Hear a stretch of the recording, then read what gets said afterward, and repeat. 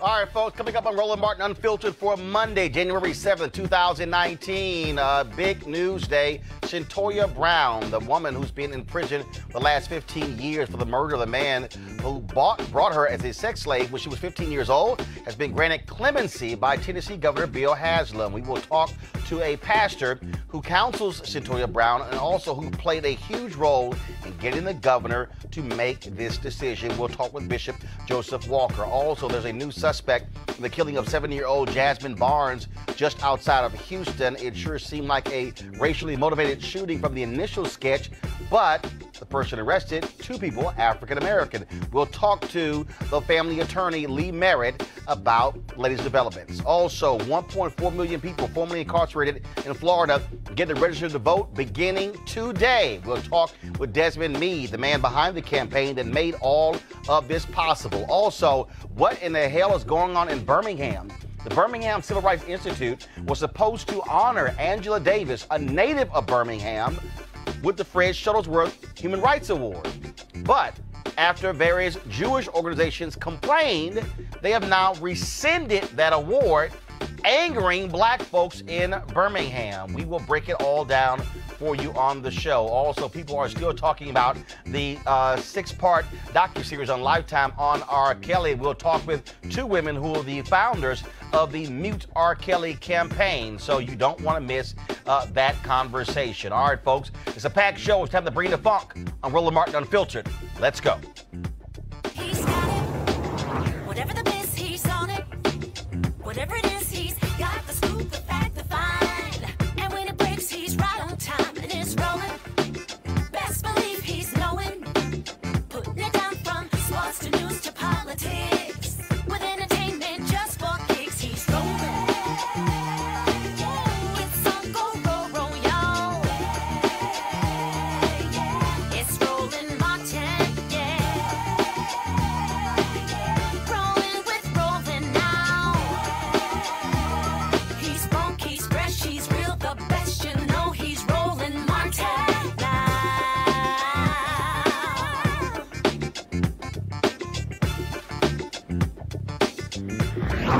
Martin.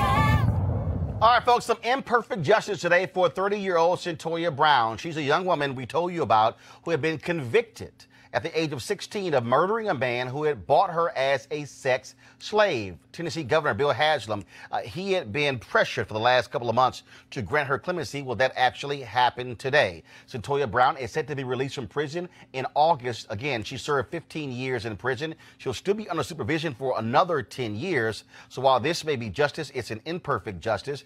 This is what Governor Haslam had to say in his statement of clemency. Quote, "This decision comes after careful consideration of what is a tragic and complex case. Cyntoia Brown committed, by her own admission, a horrific crime at the age of 16. Yet imposing a life sentence on a juvenile that would require her to serve at least 51 years before even being eligible for parole consideration is too harsh, especially in light of the extraordinary steps Ms. Brown has taken to rebuild her life. Transformation should be accompanied by hope." Here's a statement that Cyntoia Brown released. Quote, "Thank you, Governor Haslam, for your act of mercy in giving me a second chance. I will do everything I can to justify your faith in me. I want to thank those at the Tennessee Department of Corrections who saw something in me worth salvaging, especially Ms. Connie Seabrooks, for allowing me to participate in the Lipscomb Life program. It changed my life. I'm also grateful to those at the Tennessee Department of Corrections who will work with me over the next several months to help me in the transition from prison to the free world. Thank you to Dr. Richard Good and Dr. Kate Watkins and all of you at Lipscomb University for opening up a whole new world for me. I have one course left to finish my bachelor's degree, which I will complete in May of 2019. Now, folks, this case captured attention nationwide, from local Tennessee politicians to Rihanna to Ashley Judd, but also to a lot of black female social justice groups all over the country, and they were saying she needed clemency. One of the folks who was very involved in this, who also recently talked to the governor as late as last night, is Bishop Joseph Walker, senior pastor at Mount Zion Baptist Church in Nashville, and he's also counsel Brown, and he's joining us right now. Bishop, how you doing?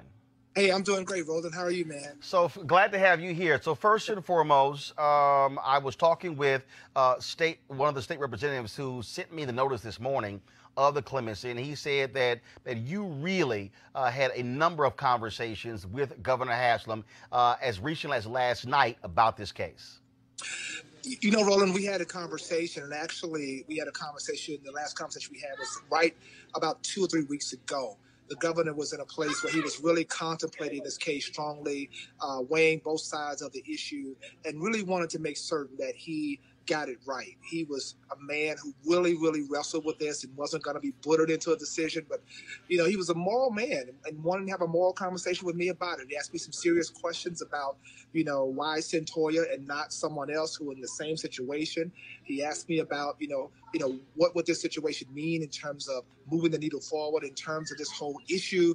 And we were able to work through that, and was really able to really help him see what redemption looks like and how she has transformed her life, and how she can be an ambassador for goodwill, and how she can really be the face for the voiceless, the voice for the voices, and the face for this movement of restorative justice for so many who have been sentenced under antiquated laws who are youth. And you obviously you've been working with her. Have you talked to her today? And if so, what was that conversation like? It was joyous. She's incredibly excited.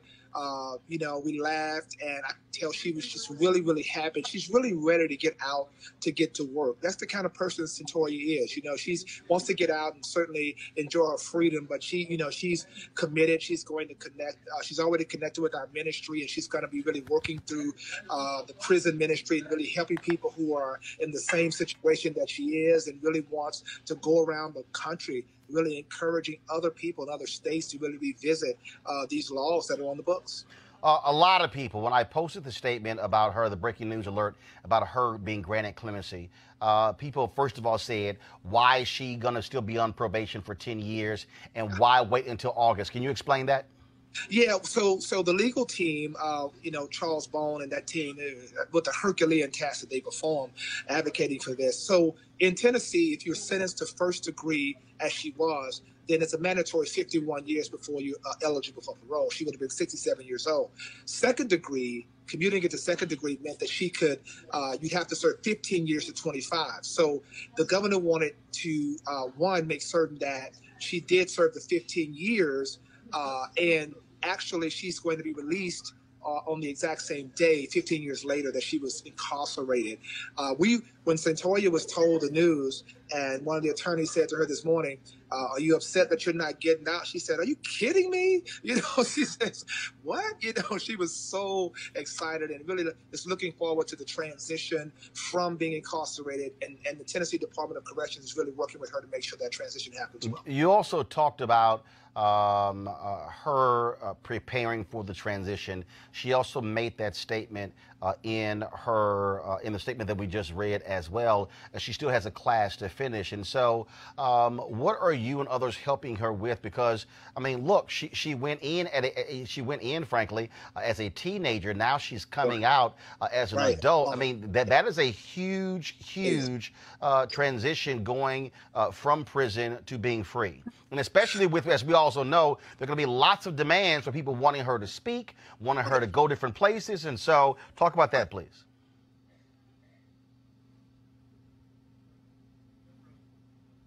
Program, and that's why our ministry has connected with her through the Take One program that allows us to mentor her regularly, and our team has already been doing that, and so we're going to support her once she's released.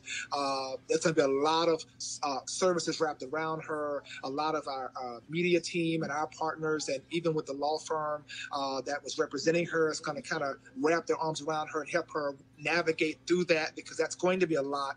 And so she's really excited about the support that we're offering, and of course her legal team is offering as well. All right, Bishop Joseph Walker, we certainly appreciate you joining us, and thank you so very much for all of the work that you and others did to help free Cyntoia Brown. Thank you, sir. All right, want to go to our panel right now. Joining us, Dr. Amos Jones-Weaver, leadership strategist. Also, Michael Brown, former vice chair, DNC Finance Committee, and Eugene Craig, CEO, Eugene Craig Organization. I'll start with you, Avis. Obviously, good news. And obviously, a lot of people who, again, I saw these people who are saying, okay, but, you know, why August, why August, why August? But as you heard the bishop say, her deal is like, look, I'm getting out. Absolutely. I mean, that is the main thing. We're happy that she's getting out because, as was mentioned, she could have been there for 51 years. So I'm so happy that they've recognized, the governor has recognized the injustice of this overarching sentence that would have just destroyed her entire life, and have allowed now her the ability to be able to just have a few more months left where she can see literally the end of the rainbow, work towards finishing her degree, and ultimately be able to live the rest of her life in freedom. Michael and Eugene, look, one of the issues that this country has had, Supreme Court ruled on it when it came to these life sentences for juveniles. I mean, this is a fundamental problem in this country where individuals who committed acts when they were 14, 15, 16, and America said, what the hell, we're just going to throw the book at you, and let's just be clear, most of them were people of color. This has forced governors, Republicans and Democrats, to recognize that we have an unjust system in terms of how we target and deal with young offenders. And it also shows, Roland, how important advocacy is, because clearly the governor felt enormous amounts of pressure, probably from both sides. I'm sure he got letters on the other side of the issue, but the kind of pressure he got from all over the country, frankly, not just in that state, I think really helped him and his folks say, you know what, this is the right thing to do. And it made it easy for him. He has all the cover in the world, whether he wanted to do it or not. No one can say anything about it. He's not going to lose any votes because of it. So frankly, I think sometimes we, certainly I'd criticize that particular party on the right side, but sometimes we have to give credit where credit is due, and the governor should be commended. Eugene? Yeah, I agree 100%. You know, when the governor started signaling that he was, you know, maybe leaning towards this, I said, he had nothing to lose with it. He had everything to gain with it. And I'm glad that he has stepped in. And a lot of governors are stepping in because the system is broken. And, you know, it's a never-ending fight. You know, organizations and advocacy are, you know, it's been an engaged fight. And this is another W put up on the board.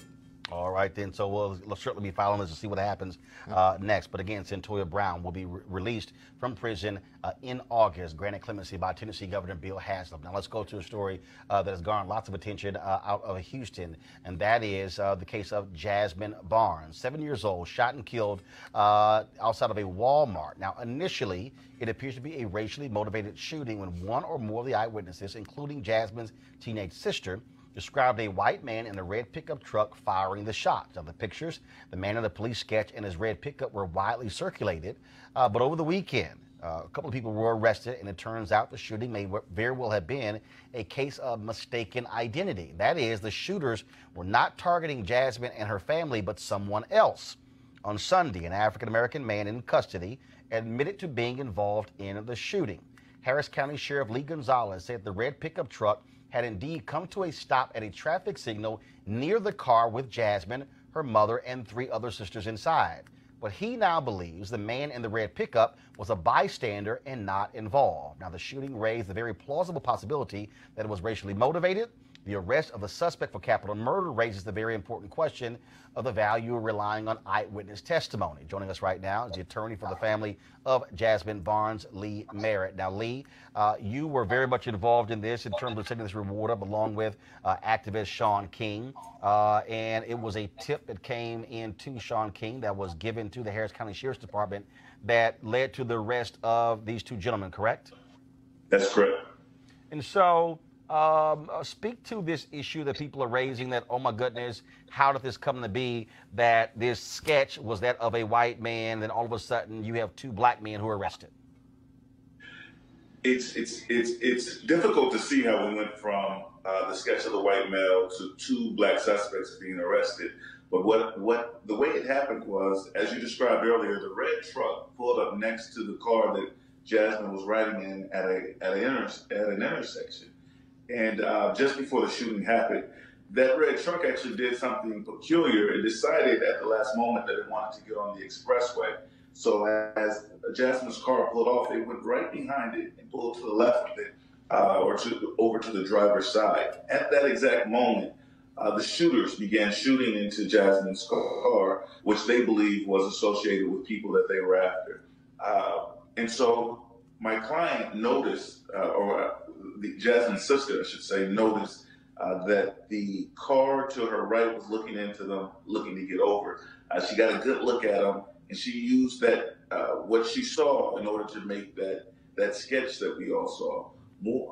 Not only that, but once the shooting started out, pedestrians, one motorist who were behind him, he looked up and he saw that red car taking off, and he actually followed that car. That car later, the driver of that red truck eventually got out to look at his car to see if there had been any damage.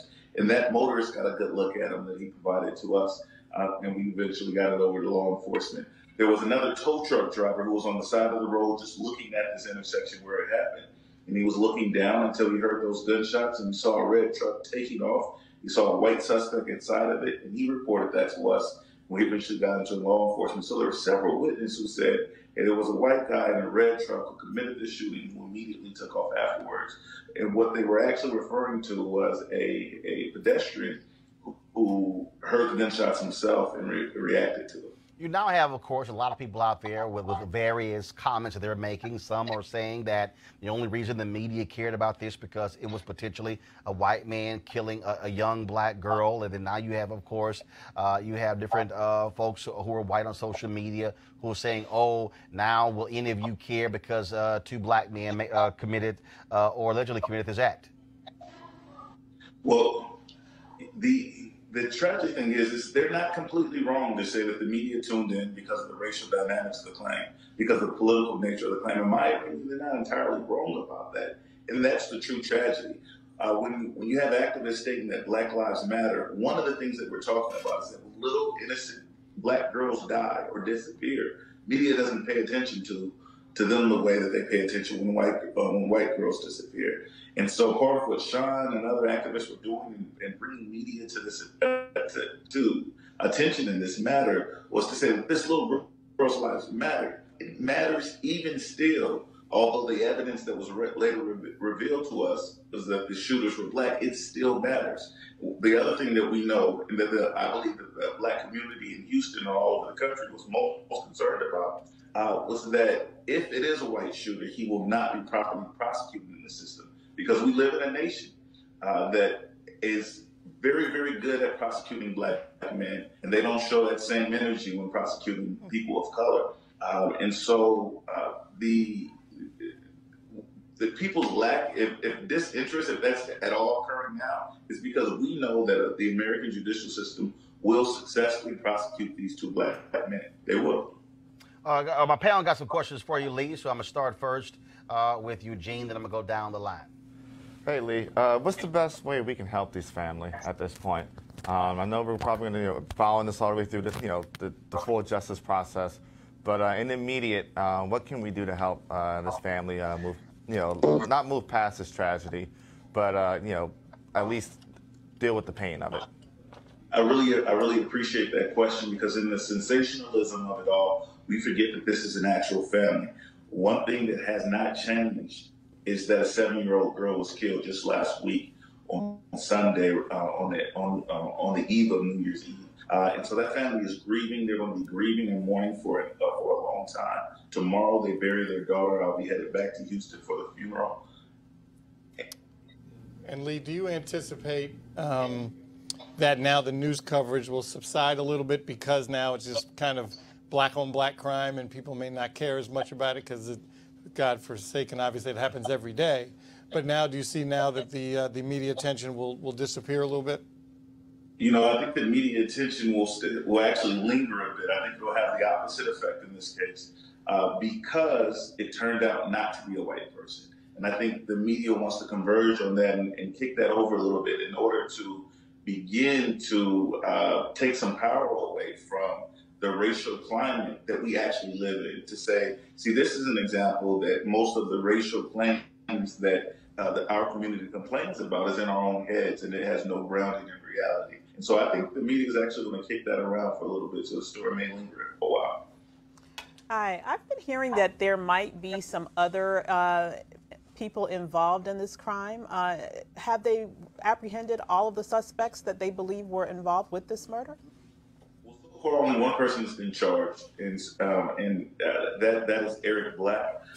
There's another person named Larry Woodruff, who is being questioned, who is being held, but he has not been charged yet. I expect that he will be charged in the coming days. And Lee, does will the original white suspect, I don't even know if he was even considered a suspect, but will he have any kind of legal ramifications? Is he going to sue the city or sue anybody because of what happened to him and his family? No, he was never actually identified. I know that there are some people circulating a picture of somebody who was already in custody and who had been arrested. Some individuals had found that online, and that was circulating. I don't think that he'll have a cause of action. The sketch doesn't identify anybody in particular, and so there's no defamation available for the fictional sketch. And so the actual person hasn't turned himself in or hasn't manifested yet. The driver of the red truck, he's never come back to say, hey, I am the person who was fleeing the shooting. But if he had, he would think he would be coming after any damage could have been done to him. All right, then. Lee Merritt, we also know, of course, the funeral for Jasmine Barnes is taking place tomorrow. And so we certainly extend our thoughts and prayers to her family. Thank you. We appreciate it. All right. Thanks a lot. All right, folks. Over the weekend, of course, actually Thursday, Friday, and Saturday, Lifetime aired this docuseries on R. Kelly called Surviving R. Kelly, talking to a number of the women and also some of the men who worked with him, talking about his involvement with underage girls. It was a riveting documentary, broke rating records on Lifetime, but also led to a serious amount of conversation on social media among African Americans, people who are involved in the entertainment industry and others, about how African Americans largely have still been supporting R. Kelly by attending his concerts, by buying his music. One report even showed that the streams to his music were up some 16% on Spotify.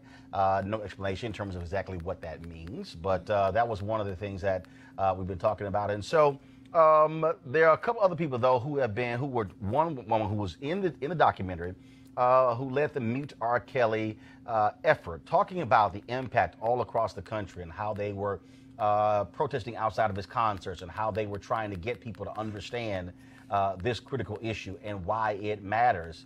So the question now is, what's next? Documentary is aired. People have been looking at it. So the question is, what is going to happen now? Well, let's now talk about it with a couple of those women. First off, I'm going to play a clip first, just in case many of you didn't see it. Okay, so here's a clip first of the documentary, and then we'll come back talking to the co-founders of the Mute R. Kelly movement. As she was with R. Kelly, in a room alone. She was auditioning is the word that was used. She was auditioning for him. Not having any contact with Israel, we started growing suspicious. We started investigating, and once we found out her iCloud was still on her mother name, we went into it and looked at text messages, and we found some really disturbing text messages between them. They had sex in Florida that first time they met. All right, joining us right now, the co-creators of the Mute R. Kelly hashtag, Aronike Odalaye, I hope I pronounced that correct, and then also Kenyette Barnes. How y'all doing? We're good. Hi, how are you? All right, glad to have you on Roland Martin Unfiltered. First and foremost, how have your social media accounts, phone lines, emails been blowing up from folks since this docuseries aired? Oh, absolutely. I mean, it's been incredible. How much traction this has gotten. We expected it to be big, but this is way bigger, I think, than we expected it to be. Oh, yeah, absolutely. And for a lot of people, look, there are some people who were aware of the initial trial that took place, where he was found not guilty. And one of the things that I have always explained to people, the jury never said they didn't think that was R. Kelly who wasn't on the video. The jury said they couldn't ascertain the age of the girls who were on the video. And then, of course, that were the stories where the families came after them last year. But to actually, I think, to see all of this sort of in one place, in one setting, I think caused a different reaction for lots of people. Your thoughts on that? Oh, absolutely. I think many people knew about little bits and pieces of R. Kelly's history, but I don't think people really saw it in the concomitant that we saw it in the documentary. And I definitely think that a lot of people are now looking at it as a pattern of behavior over almost 3 decades. And so this is something that people are now taking a little bit more seriously. And now R. Kelly has responded. He apparently is going to launch a Facebook page saying he is going to out each accuser individually. Also says that he plans to sue folks. Not quite sure about the suing part because that will require depositions. I'm sure that's the last thing he wants to be is deposed in a lawsuit. Right. We're not overly concerned about lawsuits because, as you stated, I think the last place he wants to be is inside of an open court. But we are concerned about, his threat to kind of out victims one by one. I mean, that's just more a pattern of victim blaming, of trying to victim shame. I think that it's just par for the course for somebody who is a sexual predator. This is another form of emotional extortion. It's really trying to get them to shut up about what it is they've been through by saying, I'm going to embarrass you further. And so that really should not be allowed. And I hope that they sue, that if he tries to come out with damaging material against them. I think that that's just, it's ridiculous, but it just goes to show his mindset and the pattern of behavior that he's been doing for the past 25 years. And we definitely hope that whatever site he chooses to launch this abuse by proxy, which is essentially what it is, be it Facebook or Twitter or Instagram, that they immediately remove these pages. Color Change, they have been talking about this, also tweeting about this, and they've been trying to get an answer as to why RCA, the record label, continues to have R. Kelly on their label. Have the two of you reached out to the record label to get some kind of explanation from them as to why they still are supportive of R. Kelly?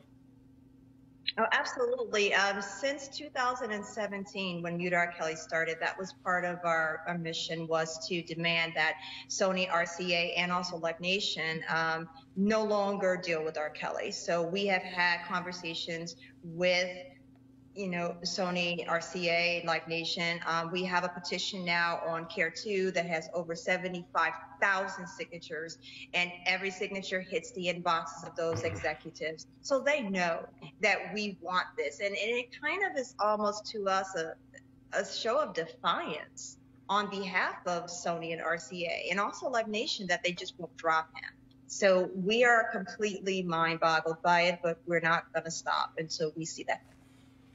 There have been no announcements of R. Kelly going back on tour. I was on his Instagram page where I saw he had dropped, I guess, a couple of singles recently in the past week or so, and talked about an upcoming album. I would assume that if he decides to make any appearances, you and your supporters are going to be there waiting for him.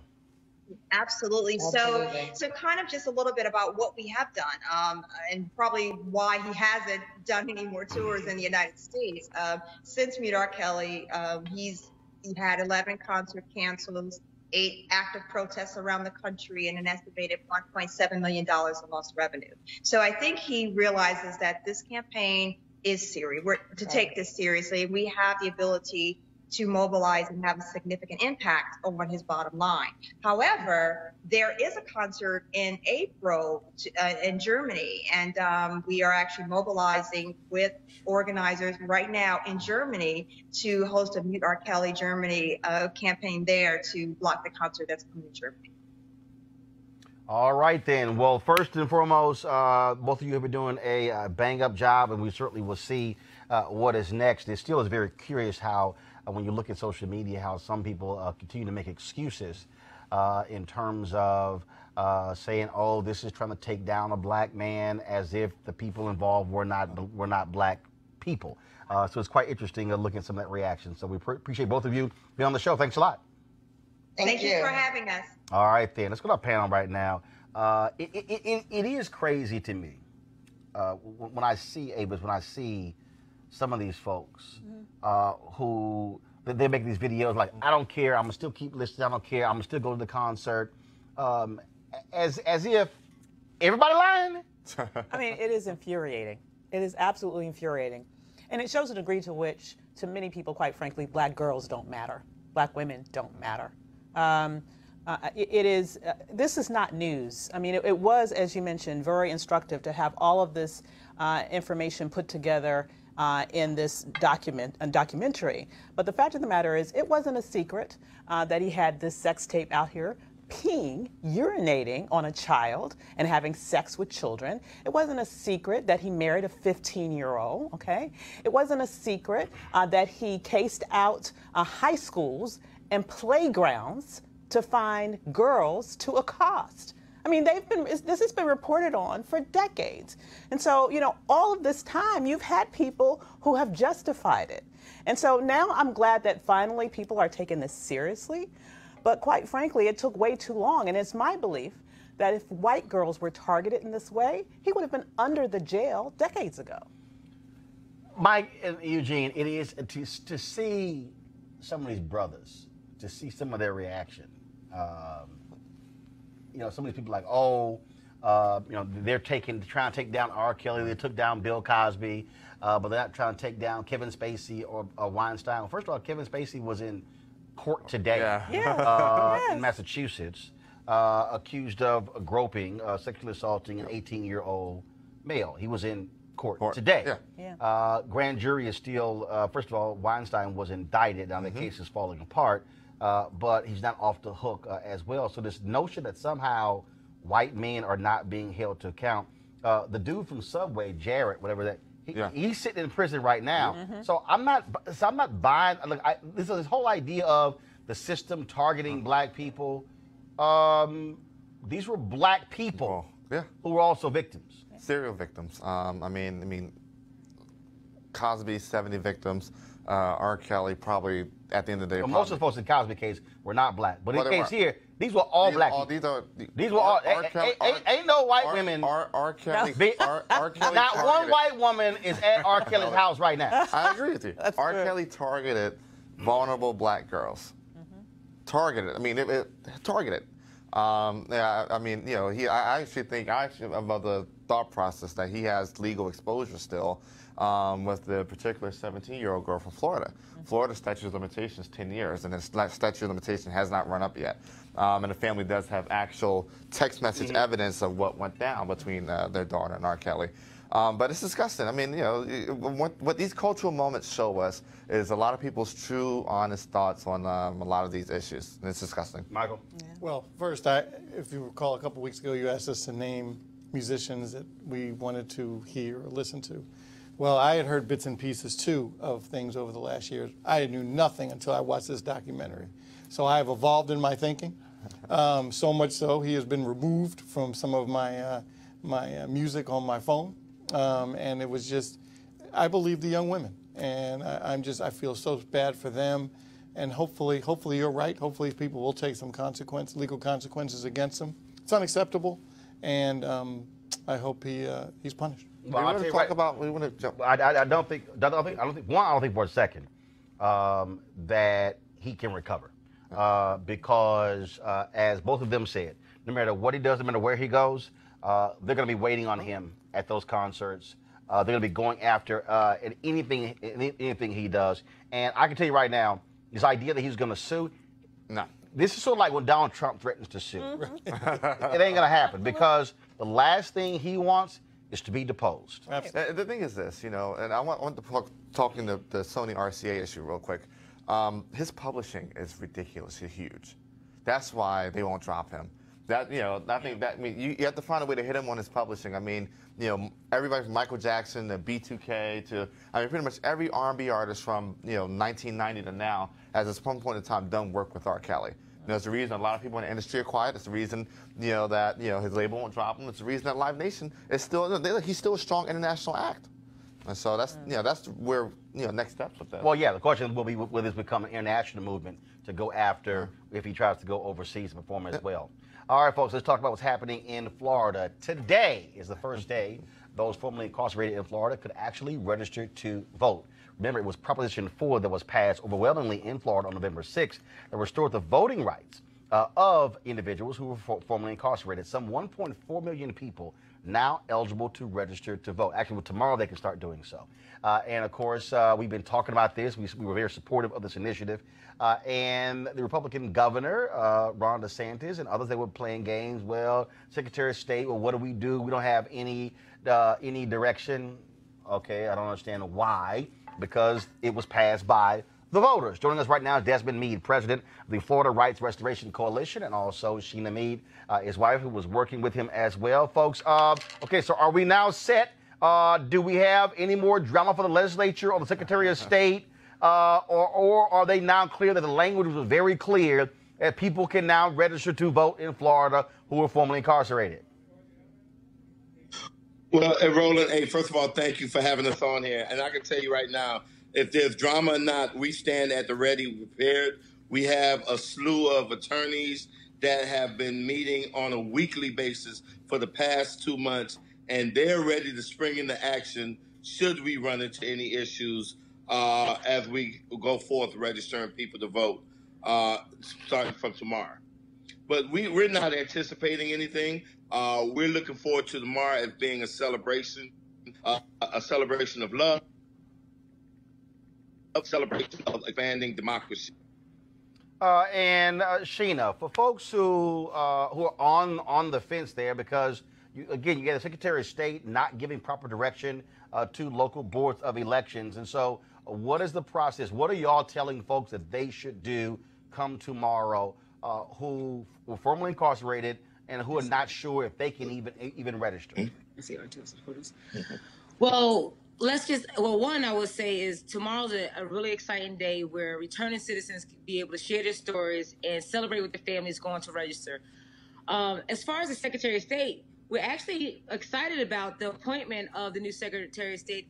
He has been a supporter of Amendment 4 when he was the SOE in Seminole County. He was actually one of the only Republican SOEs that came out publicly supporting Amendment 4, even throughout the petition collection. So he has made a statement that forward. All the SOEs in the state of Florida are ready to get folks registered tomorrow. So we're telling our folks to just move forward. At the end of the day, we passed a constitutional amendment, and we're going to walk in the spirit of, with that being uplifted. We're treating this, Roland, tomorrow business as usual. But like I said, we do have a cadre of attorneys that stand at the ready. We have a 1-800 number, 1-877-MY-VOTE-0, that if folks run into any issues, that they can call that number, and we would have dispatch attorneys to take care of that. All right, then. Well, look, we're certainly looking forward to it as well. I certainly hope that people take advantage of this. Now the key is to get those 1.4 million all registered so they can actually now partake in the democratic process. And hopefully you will not have any drama from Republicans in Florida who are scared to death of this many people coming on. But we'll ask this, though. Last question. Have y'all been contacted by people in other states who want to try to emulate what you did in Florida and try to get a ballot initiative in their states? So I didn't catch the first part of that question. Have either one of you had folks in other states reach out to you about trying to do this, trying to get a ballot initiative passed in their state, restoring the rights of those who were formerly incarcerated who couldn't vote? So not directly right now, but we do have organizations that we have been talking to really talk about what that secret sauce is. What is it? What was that strategy that we were able to employ that was able to get an issue as volatile and controversial as felons being able to vote in the state of Florida at that, and to be able to pass the way it did in this political climate? Folks know that there was something special there. And so we've had folks reach out to us about that. And so, you have Iowa, Kentucky, and Virginia that still could see some movement in that area. And hopefully we'll talk to some people in those states in the upcoming months. But right now, our main focus is on the celebration of what we were able to accomplish. We had over 5.1 million votes, and they were not based on fear or hate. They were based on love. And I'm going in and Roland. My daughter is going to help me register to vote as part of Black Youth Vote from the National Coalition on Black Civic Participation. They're going to be the ones that register the first person in my county, and my daughter's going to be, and my wife and son voted for me on November 6th is going to accompany me when I sign that on that dotted line. All right, and we certainly can't wait to see the video of that. Desmond and Sheena Mead, we appreciate it. Thanks a lot. Yeah. Thank you so much, Roland. Appreciate all your support. All right, thank you very much. And also, folks, pull up the website again so folks can go to. This is the website. You have any questions about registering to vote if you were formerly incarcerated in Florida, go to FloridaRRC.com, FloridaRRC.com for more information. All right, let's go to Birmingham. In October, the CEO of the Birmingham Civil Rights Institute, Andrea Taylor, announced that Angela Davis was going to receive the highest honor of the Institute, the Fred Shuttlesworth Human Rights Award, saying, quote, "She is one of the most globally recognized champions of human rights, giving voice to those who are powerless to speak." And, of course, the award is named after the pastor who led the civil rights demonstrations in Birmingham, who was instrumental in tearing down Jim Crow there. But now a different tune is being sung, and Angela Davis is not going to get that award. In fact, the annual gala where she was supposed to receive it has been canceled completely. Why? Because of complaints after she was being announced, largely from the Jewish community in Birmingham and from across the country. Who is saying that? Well, Birmingham's Mayor Randall Woodfin. Before I read his statement, though, we need to read the actual statement, folks, of the Civil Rights Institute, because actually it makes no sense whatsoever to me, their particular statement. And so here it is. Here we go to my iPad, please. In September of 2018, the Birmingham Civil Rights Institute's Board of Directors selected Angela Davis to receive the prestigious Fred Shuttlesworth Human Rights Award at its annual gala in February 2019.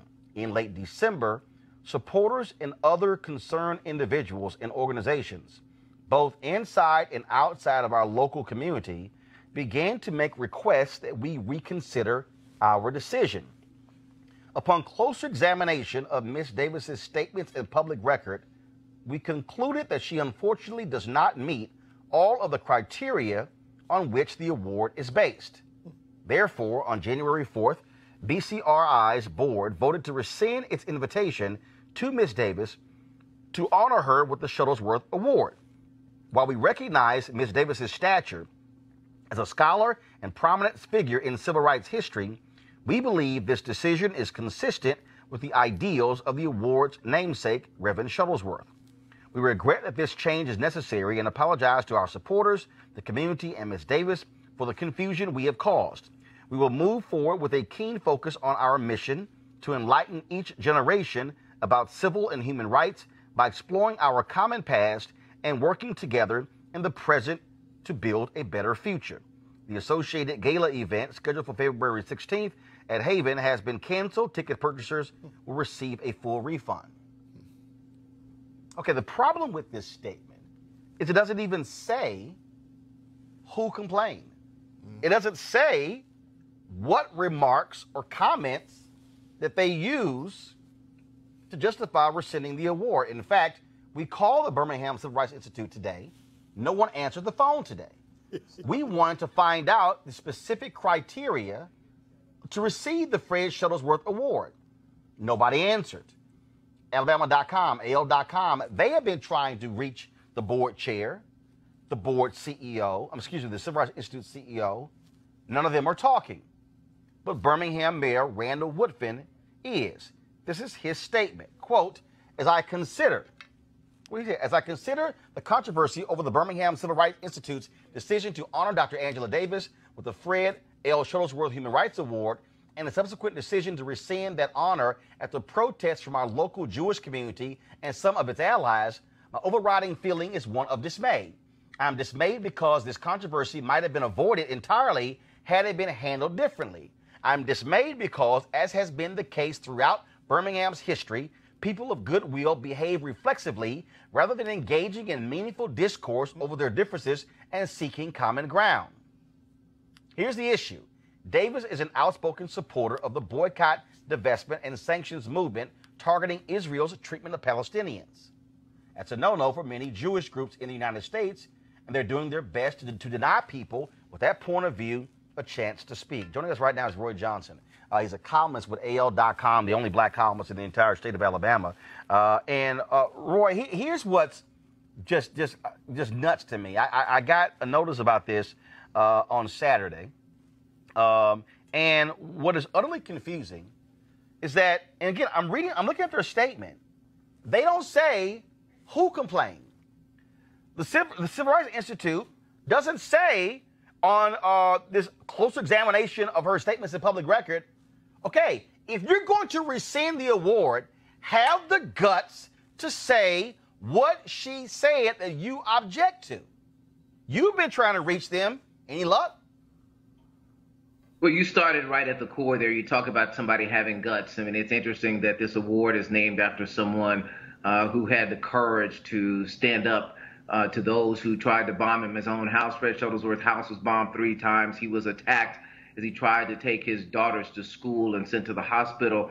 A man who displayed courage, and fittingly, the award is named after him. And yet, the people who have been entrusted with that award showed no courage in this instance, in not only rescinding this award, but then not having the temerity to come out and let us know exactly why. What parts of her record, all of a sudden, after 2 months, did not fit the criteria for the award. I spoke to people who were intimately involved with Fred Shuttlesworth, who knew him well, and they adamantly denied that this would fit the ideals that Fred Shuttlesworth espoused, as the BCRI board noted. They contradicted that totally and said this is something that showed that not only do they not know Fred Shuttlesworth, they certainly don't know Angela Davis as well. And what is crazy to me is for the Civil Rights Institute to all of a sudden go quiet. Okay, you don't make a public announcement that you're going to honor Angela Davis, and also for folks who don't know, a woman who is from Birmingham. Right. Okay, so this is a daughter of Birmingham, and so to not have the guts to announce why you're rescinding the award, but then also this idea that, well, it doesn't fit the criteria. Okay, where's the criteria? Show me then what's the criteria for the Fred Shuttlesworth Award. Does the criteria say you can't criticize Israel? No, Roland, this is a catastrophe, because certainly she would not have been the first honoree of the Shuttlesworth Award to be critical of Israel. Danny Glover has been critical of Israel. Harry Belafonte, last year's recipient, has been critical of Israel. So why now? Why Angela Davis? She would not have been the first recipient to make critical statements. And we're talking about the Birmingham Civil Rights Institute. Not only is this an institution in a city that is ground zero for change in America, but is a place where people from around the world come and discuss human rights, not only and learn what happened here and try to take it back to their own cities, their own states, and their own countries to try to emulate the lessons and try to have dialogue. The Civil Rights Institute has tried to bring people together, and they've undone all of that with this just catastrophic decision. The process was terrible. It was done behind closed doors. It was rushed. They have yet to reveal what the vote was on the board. I have put in a Freedom of Information request to get the minutes of the meeting so I could find out not only what the tally of the board was, but who voted for it.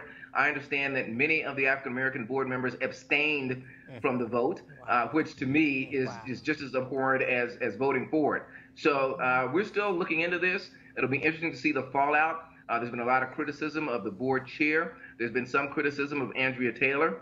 And I think the next few days are going to show, reveal a lot more about how this decision was made and why it was rushed to be done so fast. And for folks who, I tweeted out your column earlier, I'll send it out again.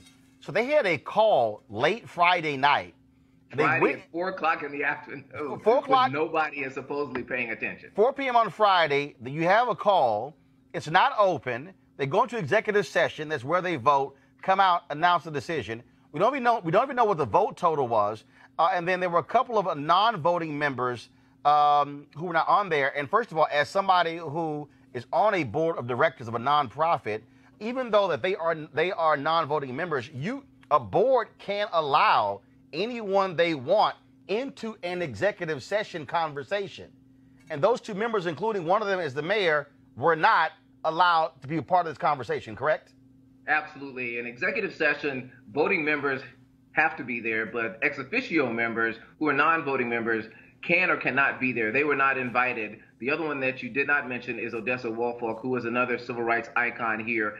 She is someone who was a elementary school teacher during the Children's Crusade, and so she tells us plenty about what went on during that Children's Crusade. And I understand that she is actually a friend of Angela Davis, and so she was not invited to be part of that conversation and part of that vote either. So the two non-voting members were not there.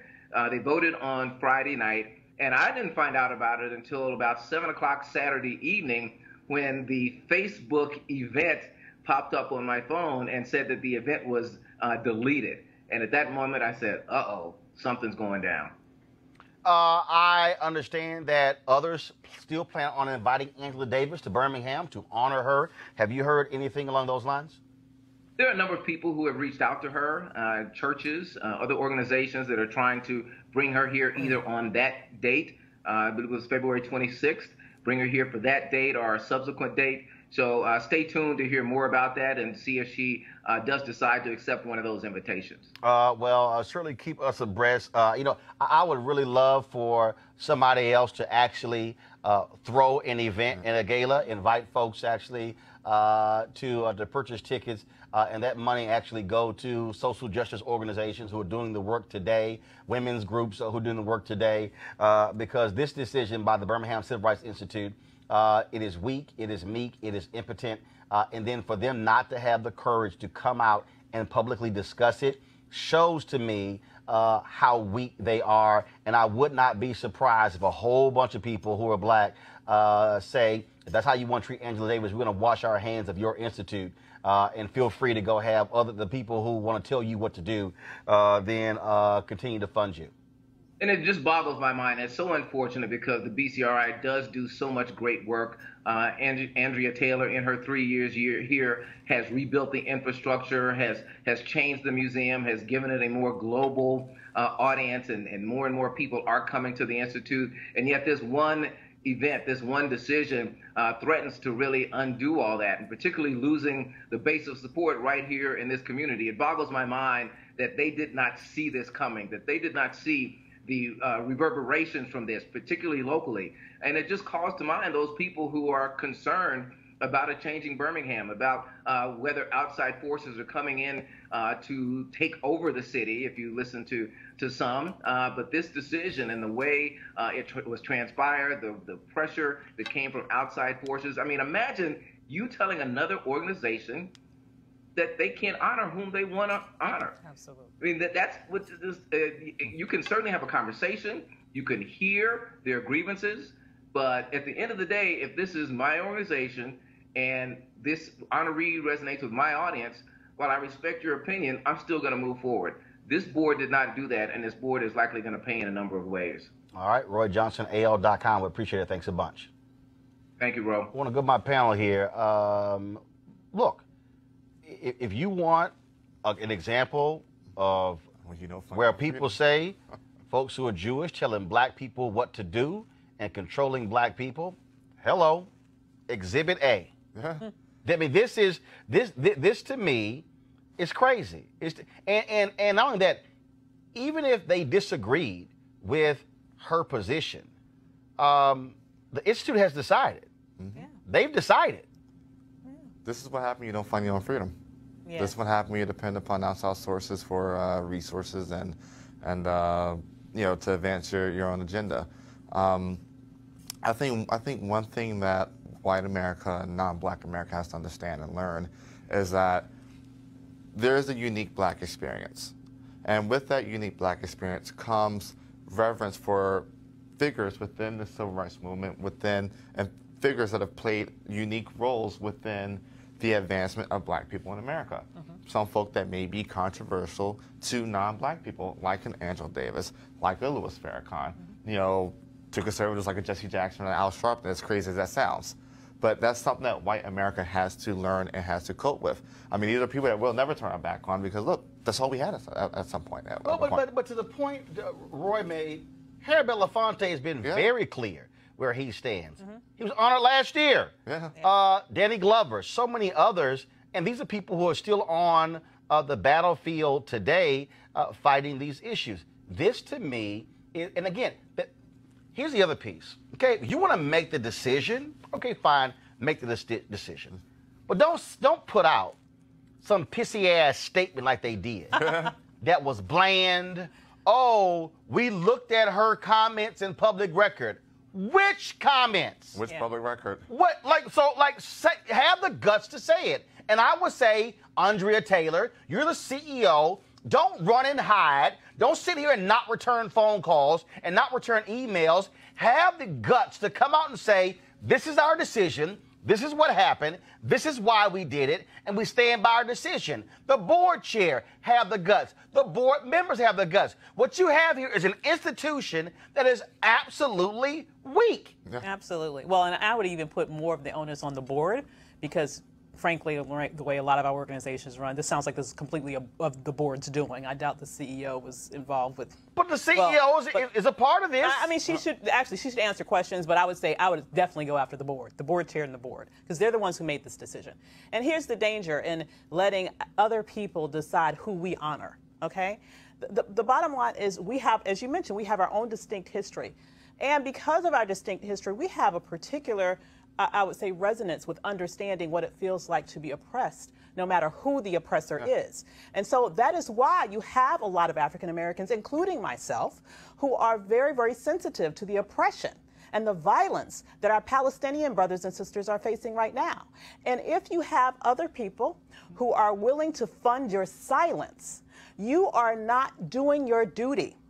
As an organization that claims to honor and represent civil rights and claims to represent and honor human rights, you are not doing your duty, not only to stand up for your own people in terms of Angela Davis and the community that you represent in terms of being able to sort of highlight our heroes, but you're also discounting the very legitimate beliefs that a lot of us have that maybe resonate with those of us with some of those who are not, in your favor as it relates to your funders. You have to be proud enough and you have to be strong enough in your ideals to remain consistent in those ideals, even in the face of threats that you might be receiving. And the fact that they didn't even mention in that initial statement who complained shows me that they were embarrassed, shows me that they were cowardly, and shows me that they knew they were wrong. First of all, here, go to my iPad.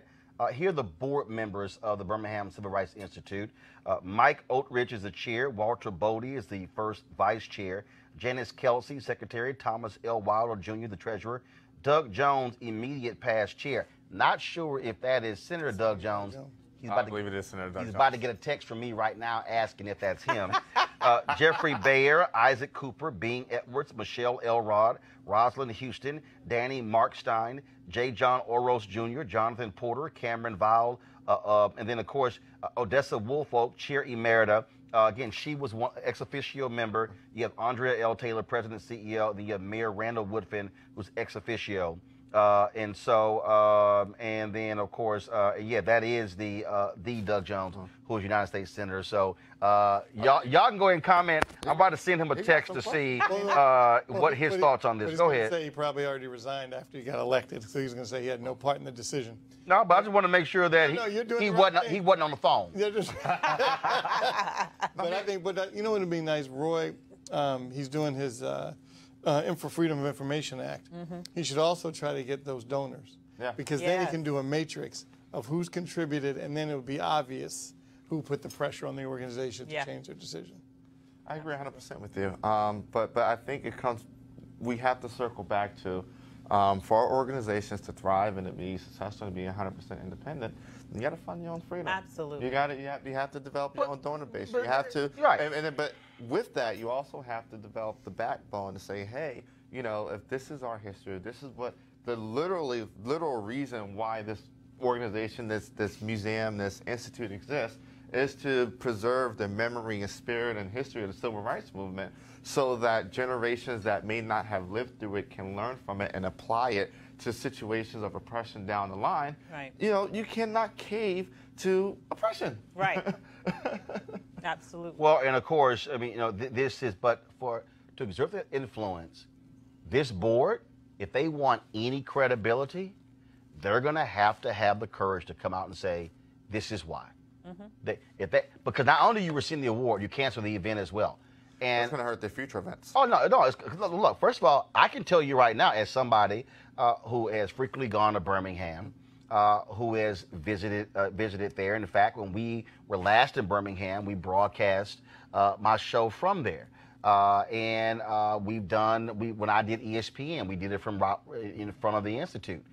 Until they answer these questions, I can tell you right now, I have no intentions on visiting the museum, on doing anything with the museum, because this to me is an abomination that you also are unwilling to have an open conversation about why you did it and who are the people who put the pressure on you. Yep. Okay, that actually, so I would advise y'all at the Birmingham Civil Rights Institute, you might want to actually be real open and honest and transparent with people, or this is going to get uglier. It's going to get a whole lot uglier because people are going to be demanding answers. And don't think for a second this is only going to be a Birmingham thing, because the story is actually going to get bigger. Because not only we're going to keep talking about it here in Roland Martin Unfiltered, then guess what? Y'all are going to be the focus of my Tom Jordan commentary on Wednesday. 7:15 a.m. Eastern. Y'all might want to tune in. All right, folks, be sure to support Roland Martin Unfiltered by going to our website, RolandMartinUnfiltered.com, joining our Bring the Funk fan club. All of your dollars go to support and make this show possible, which allows for us to check people when necessary, like the Birmingham Civil Rights Institute. And so, again, this also is an opportunity for us to support, as Eugene said, fund our freedom. But I can guarantee you, of all them other shows out there on cable news right at this hour, I guarantee you they spend most of their time talking about Trump and his damn wall. They were not talking about Cyntoia Brown. They were not discussing Jasmine Barnes. They were not talking about restoring the rights of formerly incarcerated in Florida. They were not talking about mute R. Kelly. They surely were not talking about Angela Davis and Birmingham Civil Rights Institute. This is why we matter, having our own show speak to our issues in our own voice, talked about by people who look like us. Not all think like us, because we have all different views. But this is why Roland Martin Unfiltered matters. So we want you to support us by going to RolandMartinUnfiltered.com. And so we've got about 1,100 or so folks who have been our supporters. We want to greatly increase that number. So time for you to do so right now. So you can do it via Cash App, PayPal, also Square, you name it. We take all those forms. And so we certainly appreciate it. Thank you so very much. Tomorrow, folks, I was supposed to have the interview I did with the brother discussing African-American and our rich heritage with food. We're going to air that tomorrow. We just had way too much news to talk about today. There's a bunch of stuff I even canceled because we couldn't get to it. So I'm going to have that conversation for you tomorrow. And also beginning tomorrow, we had different profiles of HBCU professors who are doing some great work as a part of AT&T's Dream in Black initiative. And so we'll start those tomorrow right here on Roland Martin Unfiltered. Ava's Michael Eugene, thanks so much. I appreciate it. All right, folks, we got to go. Y'all have a great one. Holla! You want to support Roland Martin Unfiltered? Be sure to join our Bring the Funk fan club. Every dollar that you give to us supports our daily digital show. There's only one daily digital show out here that keeps it black and keep it real as Roland Martin Unfiltered. Support the Roland Martin Unfiltered daily digital show by going to RolandMartinUnfiltered.com. Our goal is to get 20,000 of our fans contributing $50 each for the whole year. You can make this possible. RolandMartinUnfiltered.com.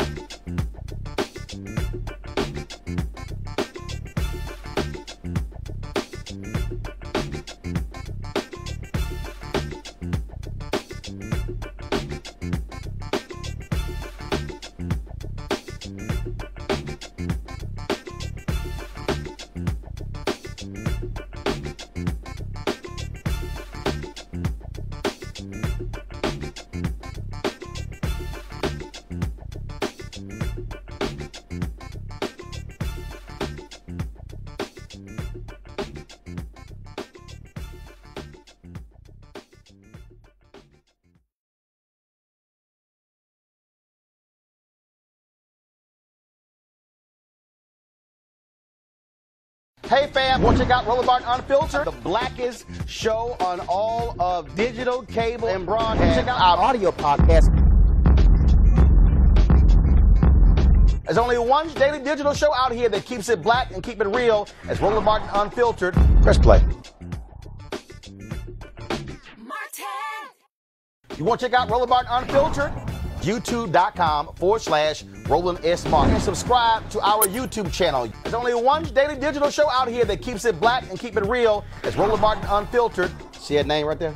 Roland Martin Unfiltered. Like, share, and subscribe to our YouTube channel. That's YouTube.com/Roland S. Martin. And don't forget to turn on your notifications so when we go live, you'll know it.